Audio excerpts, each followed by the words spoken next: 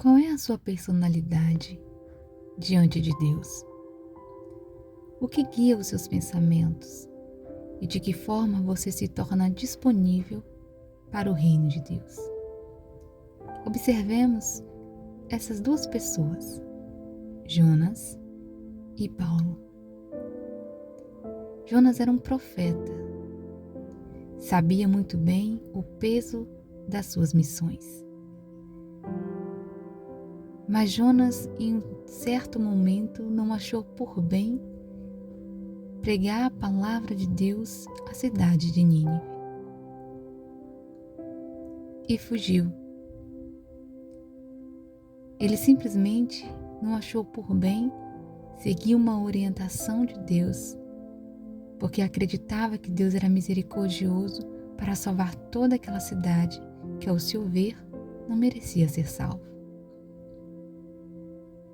Por sua atitude egoísta, colocou todos à sua volta em perigo. Fugindo através de um barco para outro lugar, aconteceu uma tempestade imensa, a ponto daquele barco estar a ponto de naufragar. Todos ali tentaram se salvar de alguma forma, apegando-se à sua própria fé. Nenhum deles conseguiram aplacar aquela fúria do mar. Mas eles observaram que Jonas nada fazia e não se preocupava. Ele sabia que a culpa de tudo aquilo era dele e ele ficou omisso. Tem pessoas que sabem a culpa que carrega por aquilo que não fez de correto. Que isso desencadeou vários traumas e várias situações tristes e obscuras em sua mente, em sua família, em seus planos, em seus sonhos, como uma verdadeira tempestade que quase te leva ao naufrágio e não te deixa prosperar nem adiante e nem voltar atrás.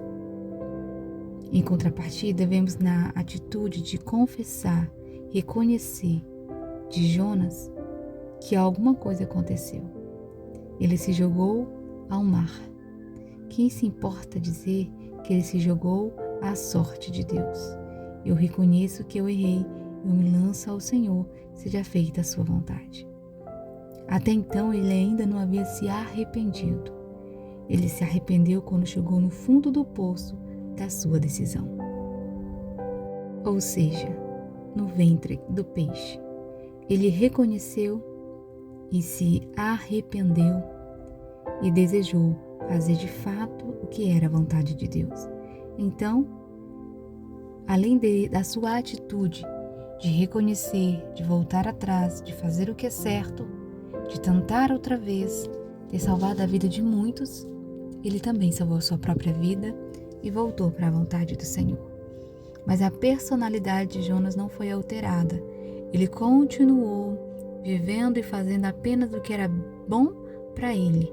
Ele sempre pensava em si antes e acima de tudo. Deus estava tratando com aquele profeta e nós vemos em ocasiões mais à frente.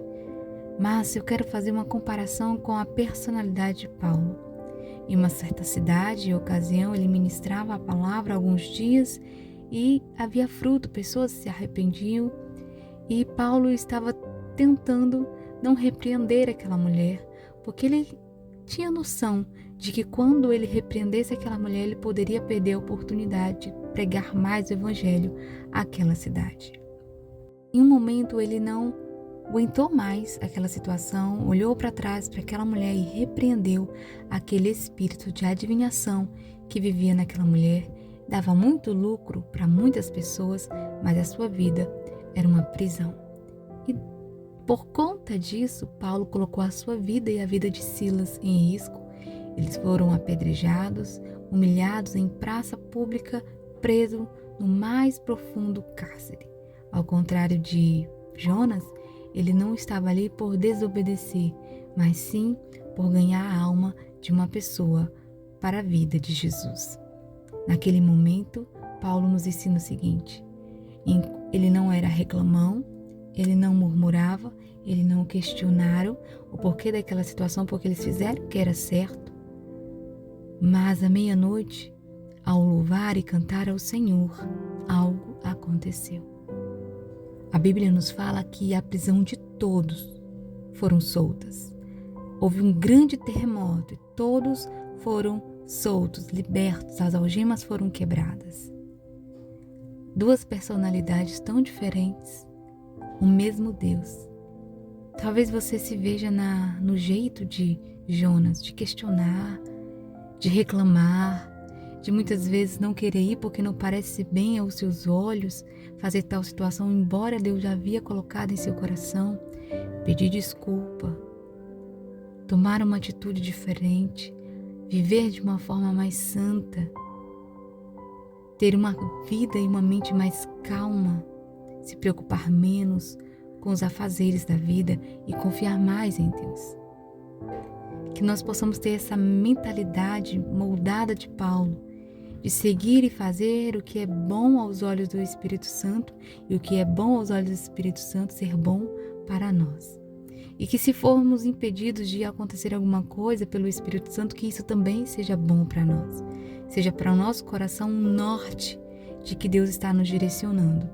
E ainda que um não, um pare, um espere, possa parecer desconfortável, é senão um caminho de vitória. Paulo e Silas, dentro da prisão, não murmuraram, não reclamaram, estava desconfortável, doloroso, mas venceram naquela situação. Muito mais do que isso, a sua vida serviu de bênção para todos os que estavam ali, e em especial para o carcereiro, onde a sua vida e a sua família encontrou salvação no Senhor Jesus.